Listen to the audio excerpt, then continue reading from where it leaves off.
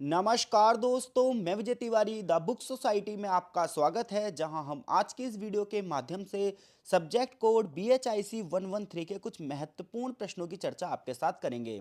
जैसा कि आप सभी जानते हो कि सब्जेक्ट कोड BHIC 113 का जो संबंध है वो भारत के इतिहास से है और इस किताब में आपको 1857 से लेकर 1950 तक के इतिहास के बारे में पढ़ाया गया है। इस किताब के कुछ महत्वपूर्ण जो चैप्टर हैं उनको हम ऑलरेडी पहले ही अपलोड कर चुके हैं, लेकिन परीक्षाओं की तैयारी को और भी अच्छा करते हुए आज हम जो है ये 12 क्वेश्चनों की PDF पर डिस्कस करेंगे, जिसमें आपको महत्वपूर्ण 12 क्वेश्चन जो हैं उस पर चर्चा की जाएगी। आज जो हमारा पहला प्रश्न है वो प्रश्न ये है कि भारत पर साम्राज्यवाद के प्रभावों का वर्णन कीजिए। मोस्ट रिपीटेड क्वेश्चनों में से एक है और क्वेश्चन ये पूछ रहा है कि जब ब्रिटिशर्स भारत पे आए तो उन्होंने जो भारत को अपने साम्राज्य में शामिल किया तो उसका प्रभाव भारत पर क्या पड़ा। तो देखो, साम्राज्यवाद ने भारत की आर्थिक स्थिति को ही प्रभावित किया, भारत की सामाजिक स्थिति को ही प्रभावित किया, भारत की राजनीतिक स्थिति को ही प्रभावित किया और भारत की सांस्कृतिक स्थिति को ही प्रभावित किया। यानी कि जब ब्रिटिशर्स भारत में आए, उन्होंने भारत को धीरे धीरे करके कंट्रोल करना शुरू करा, तो उन्होंने भारत की अर्थव्यवस्था, सामाजिक व्यवस्था, राजनीतिक व्यवस्था, सांस्कृतिक व्यवस्था, हर चीज़ को गहराई से प्रभावित किया। जहां 18 सेंचुरी से लेकर 20th सेंचुरी तक भारत में बहुत सारे परिवर्तन आए, जिसका वर्णन इस प्रकार से यहाँ पर किया गया है। तो देखो, जब अंग्रेज भारत में आए तो उसका अर्थव्यवस्था पर क्या प्रभाव पड़ा।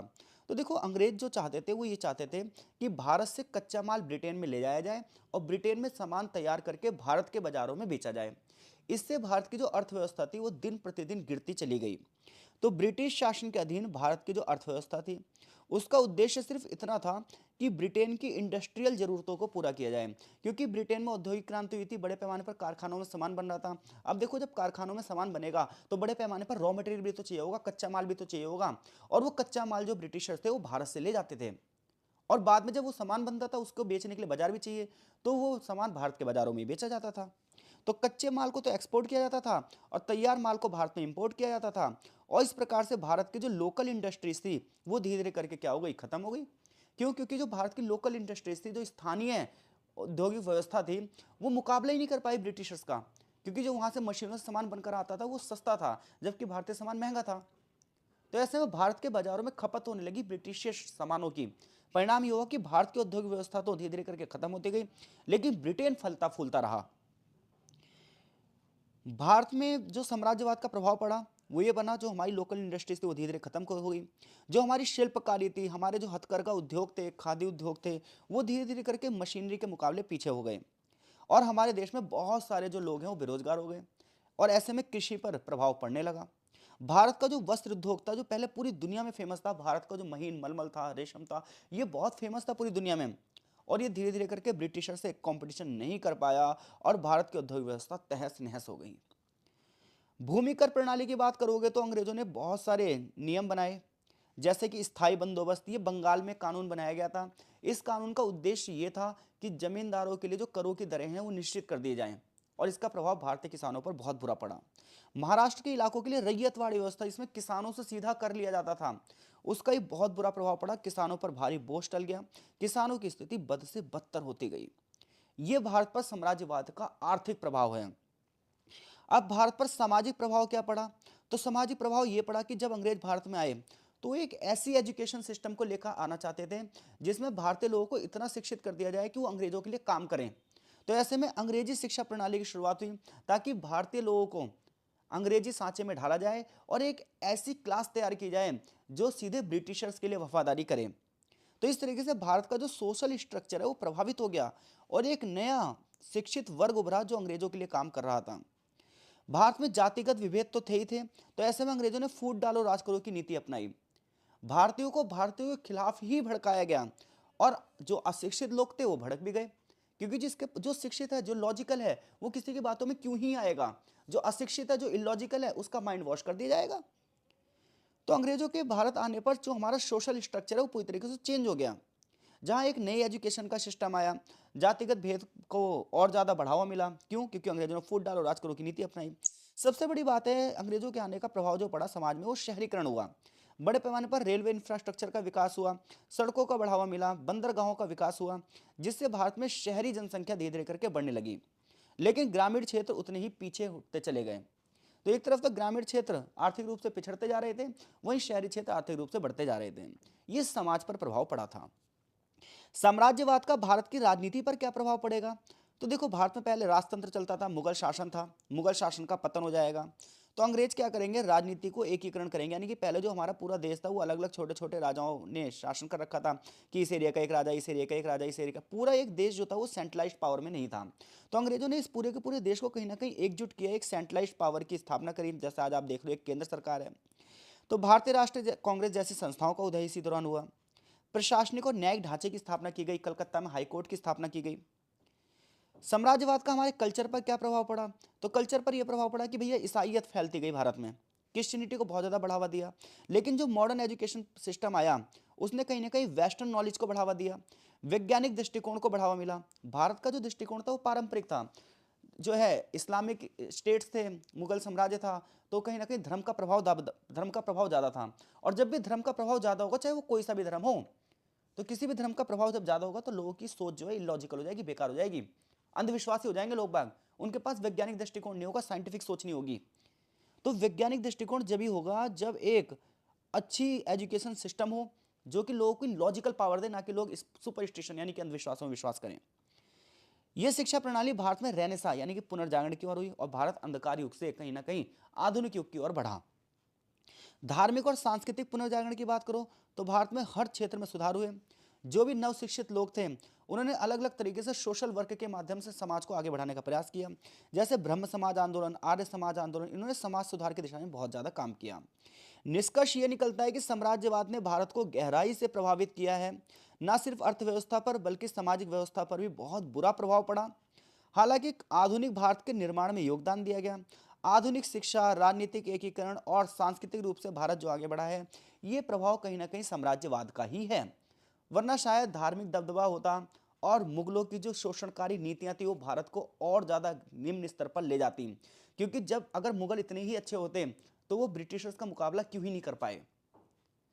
तो अगर क्वेश्चन आता कि साम्राज्यवाद के भारतीय पर क्या प्रभाव पड़े, भारत की सामाजिक व्यवस्था पर क्या प्रभाव, आर्थिक व्यवस्था पर क्या प्रभाव पड़ा, तो मैं आशा करता हूं कि इस क्वेश्चन का आंसर आप बहुत ही अच्छे से कर दोगे। क्वेश्चन नंबर 2 की ओर बढ़ रहे हैं हम आगे। क्वेश्चन नंबर जो 2 है हमारा वो ये है कि सविनय अवज्ञा आंदोलन के विभिन्न चरणों पर चर्चा कीजिए। तो देखो, मैं आपको बता दूं, भारत में जो सविनय अवज्ञा आंदोलन चला है वो 1930 से लेकर 34 तक चला है और ये महात्मा गांधी के कुछ प्रसिद्ध आंदोलनों में से एक था। सविनय अवज्ञा का मतलब होता है कि हम आपकी आज्ञा नहीं मानेंगे। तो जब ब्रिटिशर्स की शोषणकारी नीतियां बढ़ती ही जा रही थी, तो इसका विरोध करने के लिए एक आंदोलन चला जिसका नाम है सविनय अवज्ञा आंदोलन। इंग्लिश में से बोलते हैं सिविल डिसोबीडियंस मूवमेंट। तो सविनय अवज्ञा आंदोलन महात्मा गांधी की लीडरशिप में भारत की आज़ादी की लड़ाई में एक प्रमुख आंदोलन था। ये अंग्रेजों की अन्यायपूर्ण नीतियों के खिलाफ एक आंदोलन था, क्योंकि अंग्रेज लगातार ऐसे कानून बनाते जा रहे थे जिससे भारतीयों की स्थिति बद से बदतर होती जा रही थी। और इनमें से एक सबसे नफरत वाला जो कानून था वो कानून था नमक कानून। और इस नमक कानून के माध्यम से इन्होंने ये कहा कि भारतीय जो लोग हैं वो नमक नहीं बना सकते और नमक के दाम भी दुगने कर दिए गए। और इसी नमक को मुद्दा बनाकर गांधी ने भारतीय राष्ट्रीय आंदोलन में एक नए आंदोलन की शुरुआत करी, सविनय अवज्ञा आंदोलन। लेकिन सविनय अवज्ञा आंदोलन है वो एक साथ नहीं चला, अलग अलग चरणों में चला। हर चरण का एक उद्देश्य था।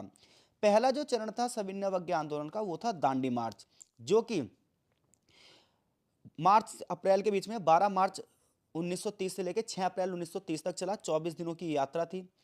तो दांडी यात्रा की बात करोगे तो 12 मार्च 1930 को महात्मा गांधी ने साबरमती आश्रम से दांडी गांव तक की यात्रा शुरू करी। ये यात्रा 24 दिनों तक चली। प्रत्येक दिन 10 किलोमीटर चलने का लक्ष्य रखा गया और लगभग देखो यहाँ पर 390 किलोमीटर है, वैसे ये 240 है, सही कि 240 किलोमीटर की यात्रा की गई। तो अंग्रेजों ने नमक कानून बनाया था। नमक कानून के माध्यम से भारतीयों को नमक बनाने की मनाही थी और नमक के दाम भी दुगने कर दिए गए थे भारत में। इसके अलावा भी और भी बहुत सारे रीज़न थे, लेकिन मैं यहाँ पे आंसर के हिसाब से बात कर रहा हूँ। तो ये गांधी ने इन सबको मुद्दा बनाते हुए 12 मार्च 1930 को साबरमती आश्रम से एक यात्रा शुरू करी और ये यात्रा दांडी पहुंचकर पूरी हुई, जहां गांधी ने दांडी में नमक बनाकर अपनी गिरफ्तारी दी और अंग्रेजों की आज्ञा नहीं मानी। इसका उद्देश्य ये था कि ब्रिटिश सरकार द्वारा लगाए गए नमक कानून का विरोध किया जाए। 6 अप्रैल 1930 को गांधी ने दांडी पहुंचकर नमक बनाकर नमक कानून का उल्लंघन किया और सरकार का जो है विरोध किया। पूरे देश में ये सत्याग्रह फैल गया और गांधी सहित 60,000 लोगों ने गिरफ्तारी दी। यानी कि 60,000 लोगों की गिरफ्तारी एक साथ हुई थी इस आंदोलन में शुरुआत में। आंदोलन का जो दूसरा चरण है वो मई 1930 से जनवरी 1931 तक चलेगा। नमक सत्याग्रह के बाद आंदोलन का विस्तार होगा। लाखों लोगों ने कहा अब हम टैक्स का भुगतान नहीं करेंगे, विदेशी वस्त्रों का बहिष्कार करेंगे, विदेशी वस्त्रों की होली जलाई गई और अलग अलग तरीके से विरोध प्रदर्शन किया। इस आंदोलन की खास बात यह थी कि महिलाओं ने बहुत ज़्यादा इसमें भागीदारी करी। उन्होंने भी विदेशी वस्त्रों की होली जलाकर विरोध किया। एक औरत थी जिनका नाम था कमला देवी चट्टोपाध्याय, बहुत बड़ी सोशल वर्कर थी ये, और इन्होंने नमक यात्रा में भी जो है योगदान दिया था।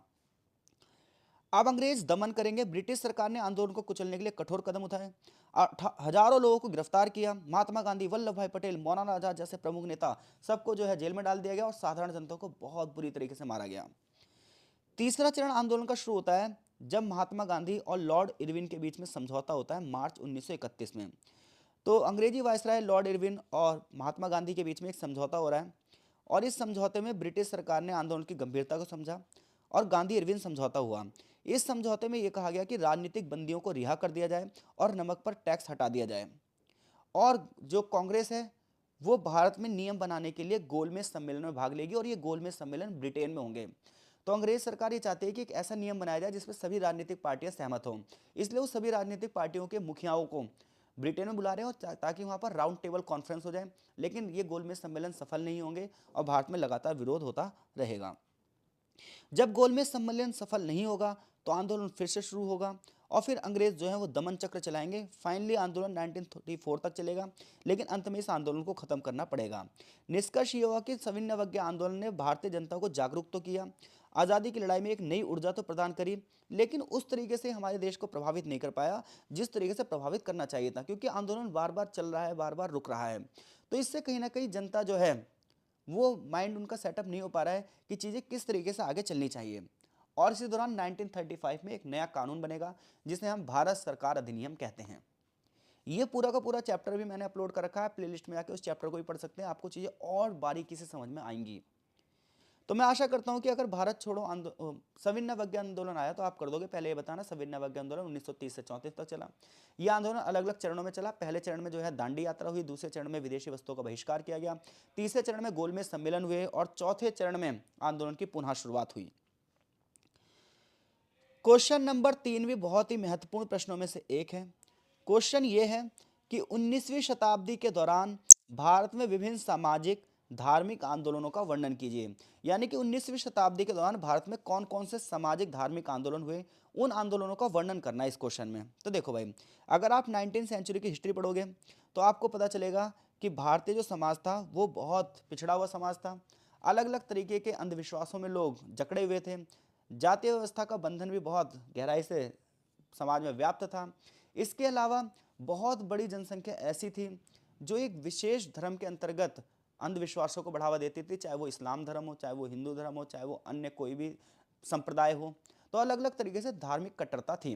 ज्ञान विज्ञान की प्रगति में जो मुगल साम्राज्य था वो पीछे था कहीं ना कहीं। तो ऐसे में जब अंग्रेज भारत में आए तो बहुत सारे लोग यहाँ पे शिक्षित हुए, बाहर गए पढ़ाई करके। जब भारत में आए तो उन्होंने देखा यार भारत का समाज इतने पीछे है, तो सोशल वर्क के माध्यम से समाज को अवेयर करना चाहिए। और ऐसे में जो हमारे यहाँ पहले जो है पुनर्जागरण के जनक रहे हैं उनका नाम रहा है राजा राम मोहन राय, जिन्होंने एक आंदोलन चलाया था ब्रह्म समाज आंदोलन।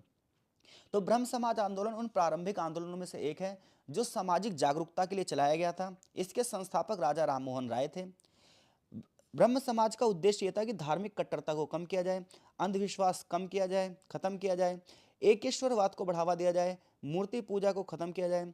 इन्होंने सती प्रथा का विरोध किया, विधवा पुनर्विवाह का समर्थन किया, महिलाओं की शिक्षा को बढ़ावा देने का प्रयास किया गया और राजा राम मोहन राय के ही प्रयासों से सती प्रथा को खत्म करने के लिए अंग्रेजों ने कानून भी पास किया। तो इस प्रकार से ब्रह्म समाज ने सामाजिक जागरूकता को बढ़ावा देने में एक महत्वपूर्ण भूमिका निभाई थी। ऐसा ही एक और आंदोलन चला, आर्य समाज आंदोलन। इसके संस्थापक थे स्वामी दयानंद सरस्वती। इन्होंने कहा यार जो हमारा वेदों का ज्ञान है ना उसकी पुनर्स्थापना होनी चाहिए, जनता को जागरूक करना चाहिए और सामाजिक जो समस्याएं उन्हें खत्म कर देना चाहिए। इन्होंने कहा जातिवाद का विरोध किया, महिलाओं की शिक्षा को बढ़ावा दिया, इक्वेलिटी का समर्थन किया। इन्होंने शुद्धि आंदोलन चलाया कि जो लोग गलती से हिंदू धर्म से जाकर कन्वर्ट हो गए हैं तो वो कृपया करके वापस हिंदू धर्म में ही आए कि सबसे अच्छे धर्मों में से एक है। ऐसा आर्य समाज ने ये आंदोलन किया है कि जितने भी लोग गलती से माइंड वॉश करके या फिर उन्हें बरगला कर पैसों के लालच में क्रिश्चियनिटी या अन्य धर्मों में अगर कन्वर्ट कर दिया गया है तो उन्हें वापस से हिंदू धर्म में लाया जाएगा, ऐसा आर्य समाज ने कहा। वेदों की ओर लौट चलो इनका नारा था। अगला जो आंदोलन है वो प्रार्थना समाज आंदोलन है, जो कि आत्माराम पांडुरंग ने किया था। ये महाराष्ट्र से संबंधित था। सेम इसका भी उद्देश्य यही था कि सोशल जस्टिस की स्थापना की जाए और महिलाओं की शिक्षा को बढ़ावा दिया जाए। रामकृष्ण मिशन, जो कि स्वामी विवेकानंद द्वारा चलाया गया आंदोलन था, इसका उद्देश्य था आध्यात्मिक जागरूकता फैलाना, स्पिरिचुअल अवेयरनेस फैलाना, सेवा के माध्यम से समाज की सेवा करना, धार्मिक भाईचारे को बढ़ावा देना, शिक्षा और स्वास्थ्य सेवाओं का प्रसार प्रसार करना, भारतीय सांस्कृतिक मूल्यों की रक्षा करना और भारतीय सांस्कृतिक मूल्य के गौरव को अंतर्राष्ट्रीय स्तर तक पहुंचाना। जैसा कि आप सभी को पता है, स्वामी विवेकानंद ने शिकागो की धर्म सभा में भी संबोधन दिया था। अलीगढ़ आंदोलन चला मुसलमानों में सोशल अवेयरनेस लाने के लिए और इसके संस्थापक थे सर सैयद अहमद खान। इन्होंने कहा मुस्लिम समुदाय को शिक्षा के लिए स्कूल जाना चाहिए, कॉलेज जाना चाहिए, आधुनिक शिक्षा को बढ़ावा देना चाहिए, विज्ञान में विश्वास करना चाहिए, तकनीकी शिक्षा में विकास करना चाहिए ताकि सोशल अवेयरनेस बढ़ सके। सर सैयद अहमद खान का यह कहना था कि इस्लाम सबसे ज़्यादा धार्मिक अंधविश्वासों से भरा पड़ा है, इसलिए सबसे ज्यादा पिछड़ा हुआ समाज है। अतः क्या करना होगा, शिक्षा का प्रसार करना होगा, आधुनिक विज्ञान को बढ़ावा देना होगा, तकनीकी शिक्षा को बढ़ावा देना होगा। और इसी के लिए इन्होंने अलीगढ़ मुस्लिम यूनिवर्सिटी की भी स्थापना की और सामाजिक जागरूकता को फैलाने के लिए कार्य किया। थियोसॉफिकल सोसाइटी मैडम HP ब्लास्की और कर्नल SS ऑलकॉट के द्वारा चलाया गया एक बहुत बड़े सामाजिक संस्था थी। विश्व भाईचारे की भावना को बढ़ावा देना चाहते हैं और वेस्टर्न कल्चर को बढ़ावा देना चाहते हैं। तो जितने भी अगर देखा जाए तो आंदोलन चले हैं, इन सभी आंदोलन में कुछ समानता रही है कि उन्होंने सामाजिक कुरीतियों का विरोध किया, जैसे सती प्रथा का विरोध, बाल विवाह का विरोध, जाति विवाह का विरोध, धार्मिक कट्टरता का विरोध किया गया है, महिलाओं की शिक्षा को बढ़ावा देने की बात की गई है, सोशल अवेयरनेस, शिक्षा, विज्ञान और टेक्नोलॉजी की बात की गई है। तो निष्कर्ष ये निकलता है कि 19वीं शताब्दी के जितने भी सामाजिक धार्मिक आंदोलन हैं, इन्होंने भारतीय समाज को आगे बढ़ाने में एक महत्वपूर्ण भूमिका निभाई है। इन आंदोलनों ने भारतीय समाज को आधुनिकता की ओर बढ़ाया है, सामाजिक, धार्मिक, सांस्कृतिक अवेयरनेस को बढ़ाई है और इन आंदोलनों के माध्यम से एक पूरी की पूरी पीढ़ी वो शिक्षा की ओर अग्रसर हुई है। जो नहीं हो पाए वो आज भी धार्मिक कट्टरता के अंधपन में ही फैले हुए हैं और जो आज आगे बढ़ गए हैं वो आगे बढ़ गए हैं। क्वेश्चन नंबर 4 बहुत ही महत्वपूर्ण क्वेश्चन है, ये हर बार आता ही आता है क्योंकि जब जब राष्ट्रवादी आंदोलनों की बात होती है तब तक गांधीवादी विचारधारा की भी बात होती है। गांधीवादी विचारधारा की प्रमुख विशेषताओं का विश्लेषण कीजिए, ऐसा क्वेश्चन कह रहा है। तो महात्मा गांधी की विचारधारा ने 20वीं सेंचुरी के भारत और आने वाले विश्व की राजनीति पर गहरा प्रभाव डाला है। उनकी विचारधारा सत्य, अहिंसा और सोशल जस्टिस के सिद्धांतों पर आधारित थी।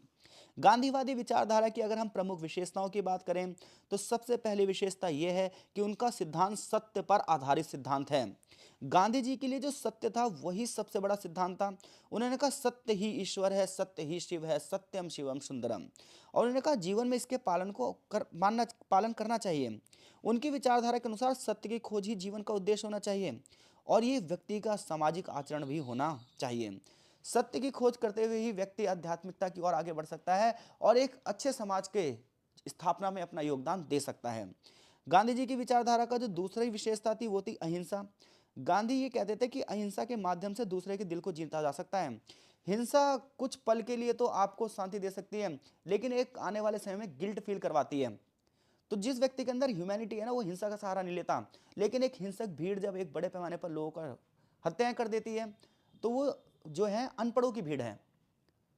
एक शिक्षित व्यक्ति, एक ह्यूमैनिटी जिसके मन में है, मानवता है, करुणा है, दया भाव है, वो हिंसा की विचारधारा पर ही चलेगा। वो यही सोचेगा जिस प्रकार से मैं मनुष्य हूं सामने वाला भी तो मनुष्य है। और गांधी जी का मानना था अहिंसा केवल शारीरिक हिंसा से मुक्त नहीं होती, आपके मन में भी किसी के प्रति हिंसा नहीं आनी चाहिए, आपके वचन में भी किसी के प्रति हिंसा नहीं आनी चाहिए, आपके कार्यों से भी किसी प्रकार की हिंसा नहीं होनी चाहिए। और गांधी जी का जो अहिंसा का सिद्धांत था ये जैन धर्म से लिया गया था। उन्होंने कहा राजनीतिक और सामाजिक संघर्षों में अहिंसा का उपयोग किया जाना चाहिए, सत्याग्रह का प्रयोग किया जाना चाहिए और सत्याग्रह का मतलब था सत्य के लिए आग्रह। गांधी जी ने अपने आज़ादी की आंदोलनों में सत्याग्रह का लक्ष्य बनाया। उन्होंने कहा हिंसा के माध्यम से नहीं, अहिंसा के माध्यम से व्यक्ति के हृदय को जीता जाएगा। सत्याग्रह का मतलब था सत्य के रास्ते पर चलते हुए आग्रह करना। गांधी जी ने कहा सत्याग्रह जो है वो मजबूतों का हथियार है, क्योंकि जो अपने शरीर को पीड़ा दे सकता है उससे ज्यादा शक्तिशाली कौन है? तो गांधी जी ने कहा सत्याग्रह जो है वो शक्तिशालियों का हथियार है। गांधी की विचारधारा की जो अगली बात थी वो थी सार्वजनिक सेवा। गांधी ने कहा कि समाज में अगर आप सेवा नहीं कर सकते तो समाज को कम से कम प्रताड़ित तो मत करो। उन्होंने कहा सच्चे नेता समाज की सेवा में समर्पित होते हैं, और अगर राजनीति समाज सेवा है तो फिर राजनीति की क्या जरूरत है, सिर्फ समाज सेवा होनी चाहिए। उन्होंने कहा राजनीति का क्षेत्र और समाज सेवा का क्षेत्र अलग है। उन्होंने कहा ग्राम स्वराज का बल देना चाहिए, ग्रामीण स्वायत्ता को बल देना चाहिए। अगर हर एक गांव का विकास हो जाएगा तो देश का विकास अपने आप हो जाएगा। छोटी छोटी इंडस्ट्री लगानी चाहिए ताकि सभी लोगों को रोजगार मिल सके। गांधी सादा जीवन और उच्च विचार पर जीते थे, simple living and high thinking. Gandhi ji ने सादगीपूर्ण जीवन शैली को अपनाया और इसी को प्रचारित प्रसारित भी किया। उन्होंने कहा भौतिक सुखों से परा जो है सच्चा सुख मन की शांति में है, मन की सेवा में है। क्योंकि अगर हम लग्जरी लाइफ की ओर भागेंगे, दिखावे की जिंदगी की ओर भागेंगे तो कर्ज के जाल में फंसते जाएंगे। लेकिन अगर जीवन सादा होगा, विचार उच्च होंगे, तो जीवन में किसी प्रकार की कोई समस्या ही नहीं होगी। उन्होंने कहा समाज में समानता, जाति धर्म लिंग के आधार पर भेदभाव नहीं होने चाहिए, छुआछूत नहीं होनी चाहिए, जाति का भेदभाव नहीं होना चाहिए। उन्होंने हरिजन आंदोलन शुरू करा और समाज में अछूतों की स्थिति को सुधारने का प्रयास भी किया। गांधी ने श्रमिकों के अधिकारों की आवाज करी। उन्होंने कहा कि मजदूरों का भी सम्मान किया जाना चाहिए। निष्कर्ष ये निकलता है कि गांधीवादी विचारधारा सत्य के सिद्धांतों पर, अहिंसा के सिद्धांतों पर, मानवता के सिद्धांतों पर चलती है। ये कोई एक राजनीतिक विचारधारा नहीं है, बल्कि ये समाज का दृष्टिकोण है, व्यक्ति के जीवन को प्रभावित करता है। गांधी के सिद्धांत आज भी विश्व में शांति स्थापित करने की दिशा में स्रोत तो बने हुए हैं, लेकिन बात यह आती है कि लोग इसको कितना हद तक अपने मन में उतारते हैं। अगला क्वेश्चन है क्वेश्चन नंबर 5 हमारा, कि भारत में ट्रेड यूनियन आंदोलन के उद्भव और विकास की विवेचना कीजिए।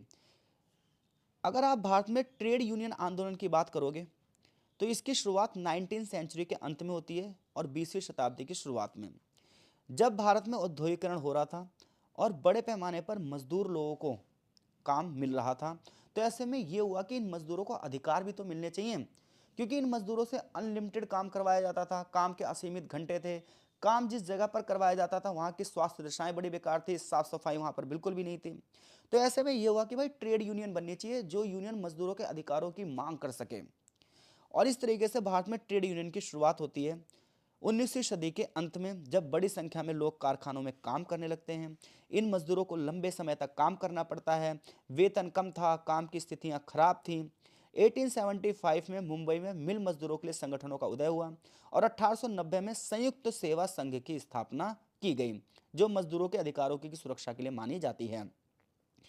प्रारंभिक संघर्ष और यूनियन का गठन 1905 में बंकिम चंद्र चट्टोपाध्याय और नारायण मेहरा ने मद्रास में मद्रास लेबर यूनियन की स्थापना करी, जिसे भारत की पहली औपचारिक ट्रेड यूनियन माना जाता है। फर्स्ट वर्ल्ड वॉर जब हुआ 1914 से 18 के दौरान, तो भारत में उद्योग तेजी से बढ़े, मजदूरों की संख्या में भी वृद्धि हुई, श्रम के शोषण के खिलाफ आवाज उठाई जाने लगी और बड़े बड़े ऑर्गेनाइजेशन बनने लगे। ऐसे में all India trade union Congress का गठन हुआ 1920 में। मुंबई में लाला लाजपत राय के नेतृत्व में एआईटीयूसी की स्थापना हुई और ये पहली राष्ट्र स्तर पर ट्रेड यूनियन थी। इन्होंने कहा मजदूरों की स्थिति सुधारी जाएगी भैया, उनके रोजगार की जो अभिलाषाएं हैं वो बढ़नी चाहिए, जहां पर ये लोग काम करते हैं वहां पर साफ सफाई की उचित व्यवस्था होनी चाहिए, इनके अधिकारों की रक्षा की जाएगी, और यहाँ से मजदूरों के लिए आवाज उठानी शुरू हो गई। आज़ादी की लड़ाई में ट्रेड यूनियन का एक बहुत बड़ा योगदान है। बड़े पैमाने पर इन मजदूरों ने हड़तालों का आह्वान किया और सविनय आंदोलन में भी एक महत्वपूर्ण भूमिका निभाई थी। आज़ादी के बाद संविधान ने श्रमिकों को संघ बनाने का अधिकार दिया। आज बहुत सारी ट्रेड यूनियन वर्क कर रही हैं। भारतीय राष्ट्रीय ट्रेड यूनियन कांग्रेस और सेंटर ऑफ ट्रेड यूनियंस जो हैं, ऐसी यूनियनों का गठन हो चुका है। निष्कर्ष ये निकल रहा है कि भारत में ट्रेड यूनियन आंदोलन ने मजदूरों की स्थिति को सुधारने में एक महत्वपूर्ण भूमिका निभाई है। मजदूरों को बेहतर वेतन मिले, बेहतर काम की स्थिति हो, सुरक्षा मिले, इसके लिए लगातार ट्रेड यूनियन नई नई चीज़ों पर विचार कर रही हैं और इनकी डिमांड हो रही है। तो अब तक हम 5 क्वेश्चनों पर डिस्कस कर चुके हैं। अगले जो क्वेश्चन है वो हम इस वीडियो के पार्ट 2 में आपके साथ डिस्कस करेंगे। अपना समर्थन बनाए रखें और कमेंट बॉक्स में अपनी प्रतिक्रिया जरूर दें। मिलते हैं आपसे इस वीडियो के पार्ट 2 में, तब तक के लिए धन्यवाद।